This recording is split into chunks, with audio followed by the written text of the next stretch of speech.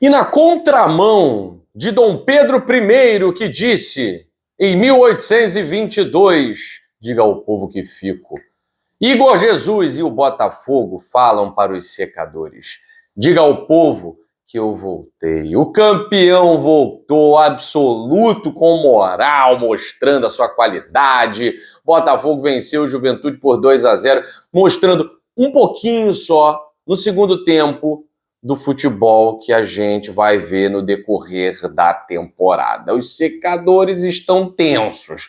Aqueles que querem ver o Botafogo diluir-se estão nervosos.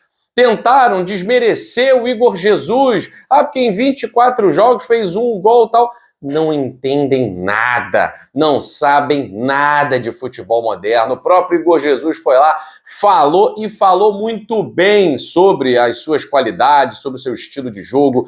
E vamos falar dessa vitória do Botafogo, vitória maravilhosa. Vamos trazer aqui alguns detalhes. Muita gente falando ontem na nossa live de pós-jogo. Santiago Rodrigues estreou, hein? Olha, é só uma pitadinha do Quarteto Mágico que a gente quer ver em 2025. E hoje eu tô naquele estilo anos 90, né? Além da camisa Aura 90, aquela touquinha, né, que a gente se acostumou nos anos 90, lá na arquibancada do Maraca. Então hoje é todo anos 90 para esse vídeo aqui de hoje. E você que tá ligadinho, curtindo essa camisa aqui, você que participa das nossas lives, deixa seu superchat, você que deixa seu Pix, e você que colabora também aqui no Valeu no vídeo de hoje, você está concorrendo a essa camisa número 4 do Botafogo no mês de abril, tá certo? Caio Quintanilha foi o vencedor do mês de março do Kit Go Case, tá? Você que é membro do canal Gigante Glorioso, você automaticamente concorre todo mês ao Kit Go Case. E amanhã, na nossa live, pela manhã, faremos o sorteio da camisa oficial do Botafogo para você que chegou junto no Superchat, no Pix, no Valeu no mês de março, beleza? Tá todo mundo concorrendo. Agora vamos lá, falar de Botafogo é bom demais, né? Bom demais. Eu falei para vocês que agora a nossa parceira, a InPlay, né? Ontem quase acertei tudo, cara. Quase acertei tudo. Com vocês, né? Vocês me ajudaram muito também. Na rodada, gabaritei lá na InPlay. E no jogo do Botafogo acertei quase tudo, errei umas bobeiras lá e tal, mas de Barbosa vai levar amarelo, é claro, né? É claro que o Barbosa vai levar amarelo. Não tem dúvida, né? E levou. Aliás, o jogo do Botafogo, eu falei ontem na live, né? Era um jogo cujo resultado final a gente já esperava, tá? E eu falei ontem com os meus amigos que acompanhavam lá no camarote da R10 Score, né? Que é um aplicativo futebol, muito bacana, né? Que te coloca dentro do campo e tal, não sei o quê. Agradecer a galera do R10 Score. Eu falei lá com o Gustavo, com o Gabriel, com o Thomas. Cara, não me agrada absolutamente em nada a maneira como a defesa do Renato Paiva joga. É uma defesa que se expõe a um risco totalmente desnecessário. Falei isso. Tá desprotegida com esse trio de meio campo. Não gostei do trio. Patrick de Paula, Marlon e Gregory contra um time que joga fechado é inútil. E o Juventude viu que o meio-campo do Botafogo não estava funcionando, não estava criando e nem marcando. E o Juventude foi quem deu as caras, quem deu as cartas no início do jogo. Botou a cara a tapa e foi pro ataque. Criou, poderia até ter nos surpreendido, não houve assim, aquela chance e tal. Teve 2 chances no primeiro tempo em que, por falta de pontaria e qualidade, o Juventude não fez gol. O Botafogo, é claro, também criou chances. A superioridade técnica, ela te dá a vantagem de você, mesmo não jogando bem, você criar oportunidade. O Arthur, mesmo não estando no seu melhor momento ainda, é um cara que vai criar as chances de gol, vai partir para cima, vai dar uma assistência pro gol do Igor Jesus. Aliás, o que falar do Igor Jesus? Ontem, melhor jogador em campo disparado. É o cara que, se tá difícil sair jogando ali na defesa, toca para ele. John, faz a ligação direta.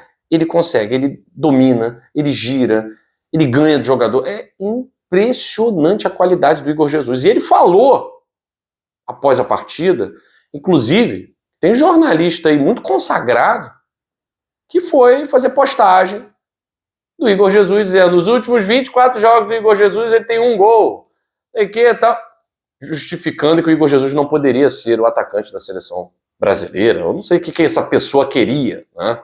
Ou essas pessoas, não sei o que eles pretendiam fazendo essa postagem sobre o Igor Jesus.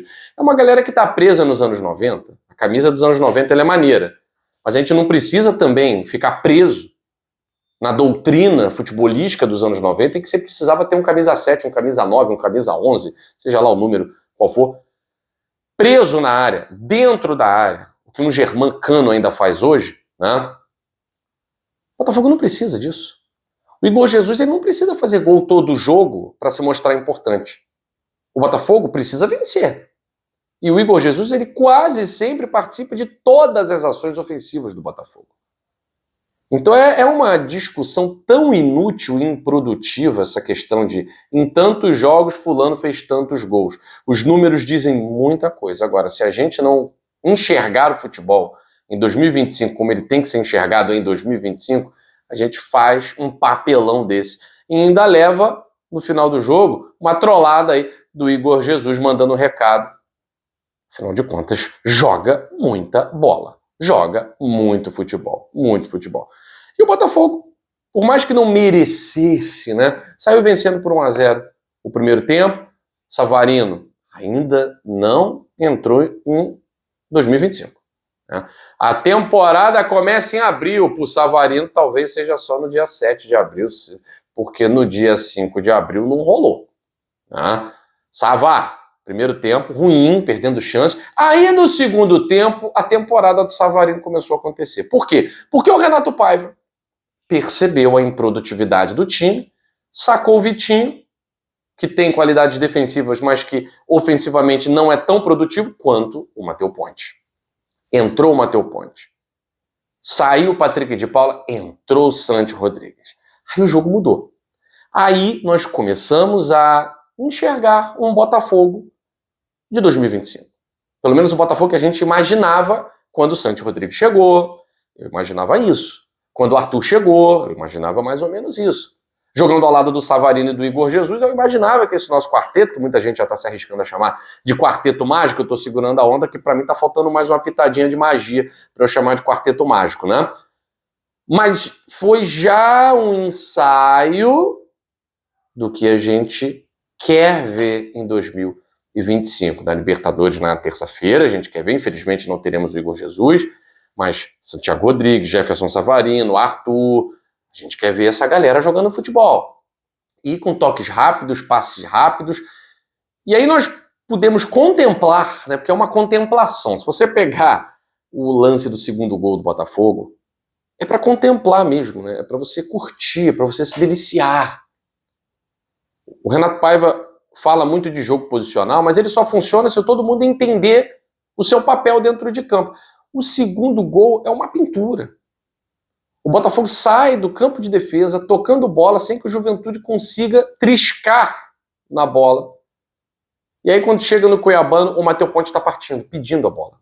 Então, o Cuiabano vem por aqui, pela esquerda, o Matheus Ponte vem passando, né, numa linha atrás da bola, para quando ele chegar a fazer o cruzamento, ele vem com tudo para fazer o gol. Então é fantástico. É fantástico esse segundo gol do Botafogo. O Botafogo poderia ter feito 3, 4, Arthur parou na trave, Igor Jesus parou na unha, Matheus Ponte esqueceu de cortar a unha. Agora, falar em impedimento semiautomático, ainda estão com aquela linhazinha azul e vermelha de Atari. Eu sei que a camisa é dos anos 90, mas o VAR não precisa ser dos anos 90. Atari! Pelo amor de Deus, cadê o impedimento semiautomático, gente? Cadê o impedimento semiautomático? Mas, enfim, não vou discutir aqui o impedimento do Matheus Ponte. É uma pena. Uma pena que o Igor Jesus tenha tido esse gol furtado, né? Porque foi um furto, tá? E o Botafogo acabou vencendo por 2-0 num jogo em que poderia ter vencido por 5. Arthur precisa calibrar mais a pontaria, Savarino precisa calibrar mais a pontaria, mas eu fiquei feliz que no segundo tempo mostramos que temos um lateral muito melhor em termos ofensivos, tá? Quando o Ponte encontrar o equilíbrio entre defesa e ataque, titular absoluto, inclusive de seleção uruguaia, tá? Santi Rodrigues finalmente estreou, leve, solto, sem medo. Poderia ter finalizado aquela que ele foi dar um toquezinho a mais, ali foi a primeira bola dele. Depois ele começa a fazer as suas estripulias, né? E aí mais confiança para chutar para o gol, criou oportunidades defendidas pelo goleiro do Juventude. Então eu estou começando a entender por que o Renato Paiva dá uma segurada, né? Claro que eu já sabia o motivo, né? Mas ele está dando uma segurada para que o Santos também possa performar no segundo tempo, quando a situação do jogo já está com o pessoal meio cansado, então, até o Santos conseguir chegar ali a pelo menos 90% de ritmo de jogo, semelhante ali aos colegas. Eu acho que já contra o Carabobo eu entraria com o Santos Rodrigues. Porque é um time que vai estar jogando todo na linha de defesa. Patrick, Marlon Freitas e Gregory não vão agregar muito. Tá? E o Botafogo vai ter que fazer um jogo estratégico, um jogo de xadrez, tiros de longa distância, chute de fora da área. Talvez já o Patrick serve para isso, tal, mas o Santos Rodrigues também é um bom jogador, tá? Nesse sentido de chute fora da área. Savarino precisa acertar ali o calibre do chute para, enfim, o Botafogo conseguir furar esse bloqueio. E teremos a presença de um jogador de área. Né? A jogada aérea vai ser muito importante. Se com o Igor Jesus conseguimos fazer o primeiro gol numa jogada aérea, tudo bem que jogada trabalhada e tal, com o Mastriani, que é um jogador conhecido, né, por ser bom cabeceador, bom finalizador, é a grande oportunidade aí diante do Carabobo da Venezuela, para o Mastriani já fazer a sua estreia como titular, metendo o gol, que é o mais importante. Eu acho que o torcedor do Botafogo hoje amanheceu, mesmo com um dia chuvoso, muito feliz, muito esperançoso, porque esse é o Botafogo de que a gente gosta. Esse é o Botafogo que gostamos de ver performando. Tenho críticas ainda ao Renato Paiva porque sei que pode melhorar. Quando a gente fala assim, tem que melhorar muito. Mas é porque pode melhorar. Porque se não pudesse, a gente falava que, caraca, aí, tá bom, se mantiver esse ritmo, a gente no final do ano pode ter surpresa. Não tá bom, não.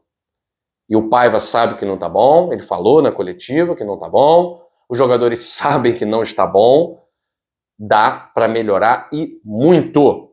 E dentro do elenco dá para encontrar soluções para melhorar. Não vamos, repito, tapar o sol com a peneira. Eu espero que essa semana tenhamos novidades em relação a reforços para o meio-campo. A gente viu como não funciona. Tem jogo que não funciona com o PK. Tem jogo que não funciona com o PK. Foi entrar o Santos Rodrigues, um jogador mais criativo, mais leve, mais rápido, solto, mais inteligente. O Botafogo performou de forma diferente e os jogadores que estavam mal passaram a jogar bem. Até o próprio Savarino começou a participar do jogo ativamente. Então, precisamos sim azeitar esse elenco para a primeira parte. Na segunda parte da temporada, segunda janela, eu sei que o John Textor vai trazer X, Y, Z, eu sei que ele vai tornar esse time mais competitivo, porque ele está levando muito a sério esse Mundial. Ele não quer só participar, ele não quer só passar pelos Estados Unidos. Ele quer deixar uma marca. Agora vai precisar de muito mais, né? Mas eu não vou ficar falando em Mundial. A gente tem Libertadores e Brasileiro para disputar. É sobre Brasileiro e Libertadores que a gente vai falar. Hoje estamos lá com 4 pontos. Nenhum gol sofrido no campeonato. Vale a pena a gente destacar. Apesar de o Jair, nesse estilo de jogo do Paiva ali, flertar sempre com perigo, né? Aquela bola muito curta, aquele passe muito curto, volta no John de forma desnecessária. Ele não perdeu nenhum duelo.